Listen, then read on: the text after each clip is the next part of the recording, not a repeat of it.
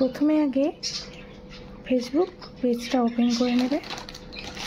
পেজটা ওপেন হয়ে গেছে, তারপর তোমরা নিজেদের প্রোফাইলে যাবে, গিয়ে প্রফেশনাল ড্যাশবোর্ডটা ওপেন করবে। প্রফেশনাল ড্যাশবোর্ডটা ওপেন করে একদম চলে যাবে হচ্ছে কন্টেন্ট মনিটাইজেশন। এই হচ্ছে কন্টেন্ট মনিটাইজেশন। কন্টেন্ট মনিটাইজেশনে গিয়ে এখানে যে লেখা আছে না কন্টেন্ট মনিটাইজেশন, এখানে যে সিম্বলটা আছে একদম সেখানে প্রেস করে দেবে।